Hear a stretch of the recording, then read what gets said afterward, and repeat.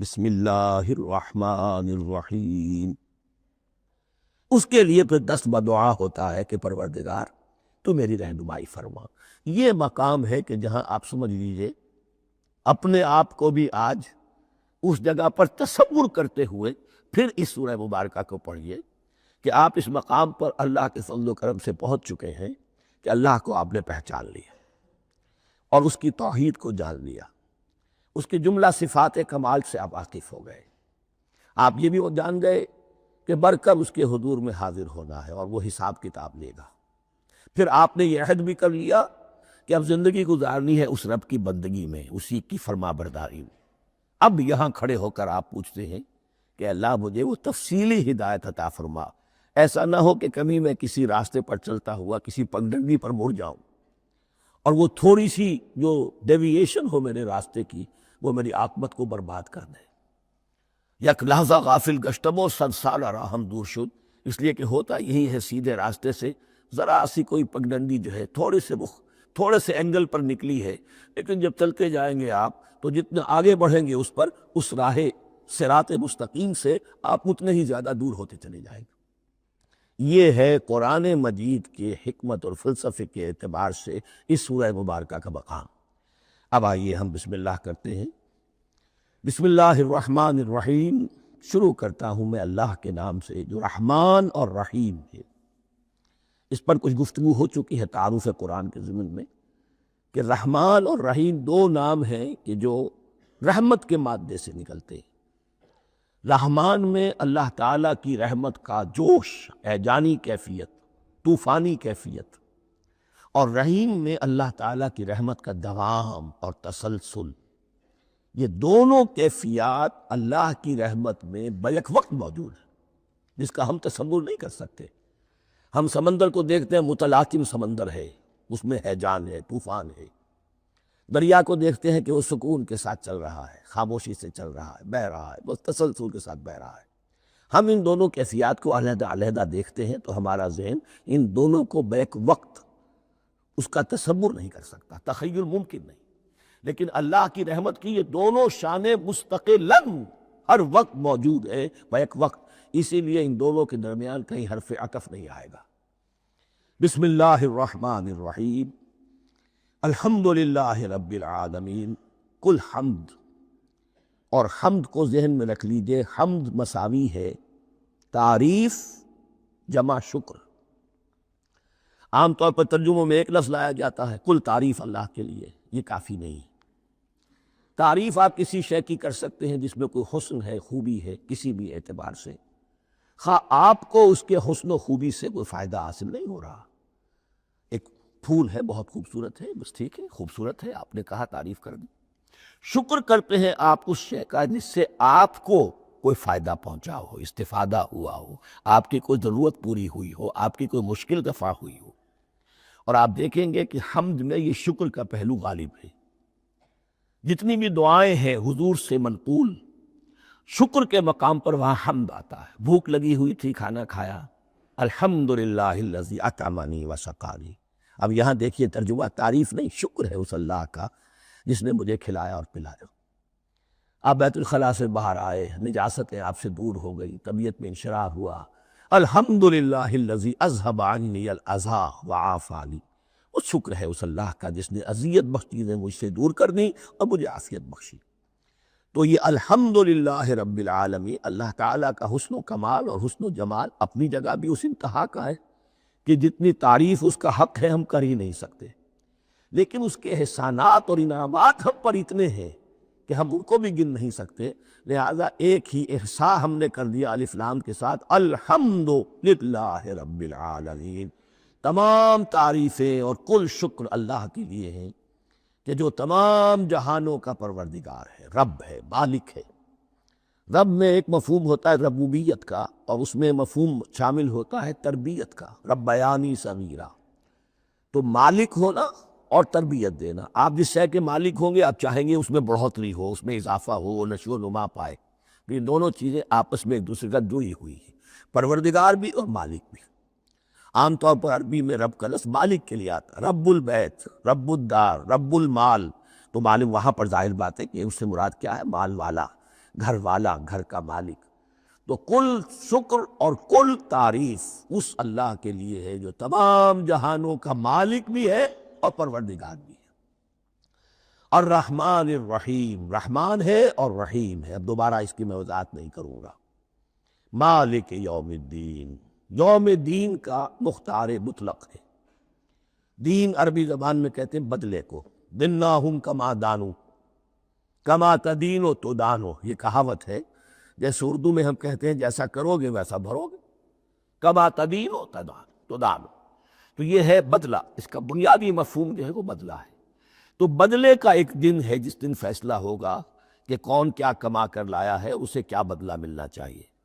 آیا اس کا برائیوں کا پلڑا بھاری ہے کہ اسے سزا ملنی چاہیے، یا اس کی حسنات اور نیکیوں کا پلڑا بھاری ہے کہ اسے جزا ملنی چاہیے، اس کا انعام اور اکرام کے ساتھ معاملہ کیا جانا چاہیے۔ وہ ایک دن ہے، اسے ہم یوم القیامہ کہتے ہیں۔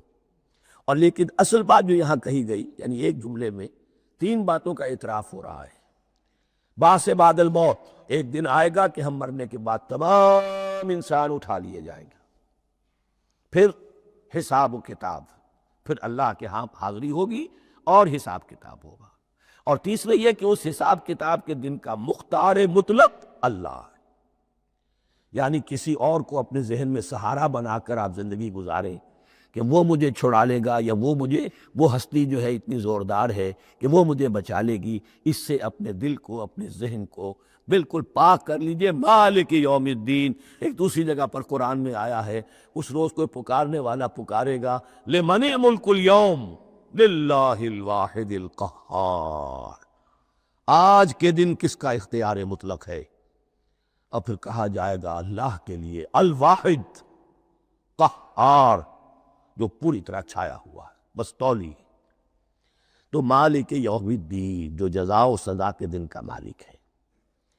اب یہاں سے کلام ایک رخ بدل رہا ہے۔ ابھی تک تو یہ غائبانہ انداز میں کلام ہو رہا ہے، اللہ سے خطاب نہیں آیا اس میں ابھی۔ الحمدللہ رب العالمین الرحمن الرحیم مالک یوم الدین۔ اب خطاب ہے، ایاک نعبد و ایاک نستعین، ہم صرف تیری ہی بندگی کرتے ہیں اور کریں گے، اور ہم صرف تجھ ہی سے مدد مانگتے ہیں اور مانگیں گے۔ یہ ترجمہ میں کیوں کر رہا ہوں کہ یہ فعل مضارع ہے۔ عربی زبان میں فعل مضارع حال اور مستقبل دونوں کو کور کرتا ہے۔ ایاک کا جو ہے مفعول فاعلی جو ہے، مفعول جو ہے اس میں ضمیر مفعولی، اسے پہلے لا کر حشر کا مضمون پیدا ہو گیا۔ ہم تیری بندگی کرتے ہیں نہیں، ہم تیری ہی بندگی کرتے ہیں اور کریں گے۔ حال میں ترجمہ کیجئے تو یہ اظہار حال ہے، اور مستقبل میں ترجمہ کیجئے تو یہ ایک عہد ہے، قول و قرار ہے، بہت بڑا معاہدہ ہے۔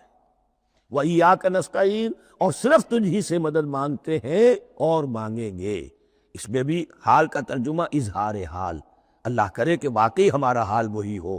جب ہم یہ الفاظ کہتے ہیں تو واقعتاً ہم اس پر پورے اتر رہے ہوں کہ اسی کی بندگی کر رہے ہوں اور اسی سے ساری استعانت مثل امداد کر رہے ہیں۔ جہاں تک مستقبل کا تعلق ہے وہ پھر ایک عہد ہے، اہدنا الصراط المستقیم۔ یہ مقام وہ آ گیا کہ یہاں تک تو اے پروردگار ہم پہنچ گئے، تیرے فضل سے، تیرے کرم سے۔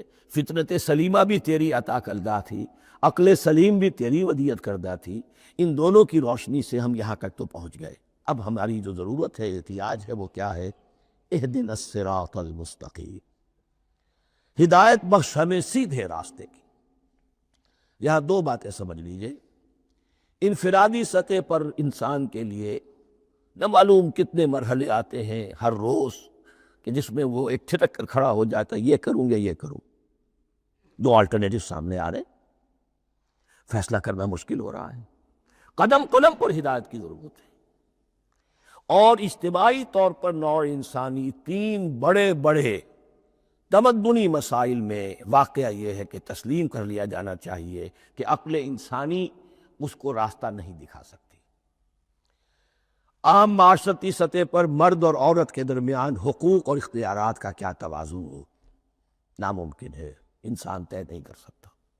انسان یا مرد ہے یا عورت ہے۔ عورت سوچے گی اپنے جذبات کا، اپنے خیالات کا لحاظ رکھے گی، مرد کے جذبات و احساسات کا اس کا کوئی تصور ہی ممکن نہیں۔ مرد سوچے گا اسے اپنے احساسات معلوم ہے، لیکن یہ کہ عورت کے احساسات سے وہ نابلد ہے، ان کو محسوس کر ہی نہیں سکتا، لا محالہ وہ اپنے بارے میں وہ جو بھی نظام بنائے گا اس میں وہ اپنی بالادستی رکھے گا۔ وہ تو ایک ہی ہستی ہو سکتی ہے کہ جو دونوں کی خالق ہے، مرد کی بھی عورت کی بھی، اور اس کو دونوں سے محبت ہے، دونوں کا خیر خواہ ہے، دونوں کا رب ہے، دونوں کو پروان چڑھانا چاہتا ہے۔ اسی طرح فن اور معاشرہ یا ریاست، حکومت اور ریاست ہمیشہ یہ چاہتی ہے کہ سارے اختیارات ہمارے ہاتھ میں آ جائیں، ٹوٹلیٹیرین سوسائٹی ہو، بس ہم حکم دیں اور لوگ اس پر چلیں۔ افراد یہ چاہتے نہیں، ہمیں آزادی ہونی چاہیے۔ اب آپ دیکھیے کہ دنیا میں کتنے جھگڑے چلتے ہیں اسی پر، فریڈم فریڈم فریڈم۔ وہ فریڈم واقعتاً اپنی جگہ پر ایک شے ہے، افراد کی آزادی ہونی چاہیے، لیکن افراد کی آزادی اتنی نہ ہو جائے کہ وہ مادر پدر آزاد ہو جائے، کوئی قانون، کوئی قاعدہ، کوئی اخلاقی کوئی حدود اور قیود جو ہے ان کا پابند نہ رہے۔ تو اب کہاں ہے وہ نقطہ اعتدال کہ جس میں انسان کے انفرادی آزادی، انفرادی اختیار اور ادھر اجتماعی مصلحتیں جو ہیں ان کو بیلنس کیا جا سکے؟ انسان طے نہیں کر سکتا، صرف اللہ ہی اس کے لیے نظام دے سکتا ہے۔ تیسرا مسئلہ ہے سرمایہ اور محنت، اس میں کیا توازن ہو؟ سرمایہ اور محنت دونوں مل کر کچھ بنا رہے ہیں، کچھ پروڈیوس کر رہے ہیں۔ اب اس میں نفع جو ہوا ہے اس میں سرمایہ کا کتنا حصہ ہونا چاہیے اور لیبر کا کتنا ہونا چاہیے، کون طے کر سکتا؟ اس کے لیے بھی کہ ایسا نہ ہو کہ سرمایہ داری جو ہے آکاش بیل بن کر پورے معاشرے پر چھا جائے، اور غریب بیچارہ، مزدور بیچارہ، کاشتکار بیچارہ، وہ گویا کہ چکی کے دو پارٹوں میں پس کر رہ جائے، اس کی کوئی حیثیت نہ رہ جائے۔ لیکن یہ کہ دوسری طرف اگر یہ کہ مزدور کا جو حق ہے اس سے زیادہ اس کو دے دیا جائے تو سرمایہ جو ہے وہ سکڑ جائے گا، شائی ہو جائے گا، وہ پھر میدان میں نہیں آئے گا۔ کیا کیا جائے؟ کون سا نقطہ عدل و اعتدال ہے؟ یہ تین مسائل ایسے ہیں، اہدنا الصراط المستقیم۔ تو یوں سمجھیے کہ ایک جو بنیادی ہدایت تھی، ایک اللہ کو پہچان لینا، یہ جان لینا کہ کل حسن و جمال اور تمام انعام و اکرام کا منبع اس کی ذات ہے، وہ رحمان ہے اور رحیم ہے، اور یہ جان لینا کہ مرنے کے بعد جی اٹھنا ہے، حساب کتاب ہے، فیصلہ ہوگا جزا و سزا کا، اور مختار مطلق اس دن کا اللہ ہے۔ پھر یہ عہد کر لینا ایاک نعبد و ایاک نستعین۔ اس کے بعد دعا، پروردگار ہمیں ہدایت پر قائم رکھ،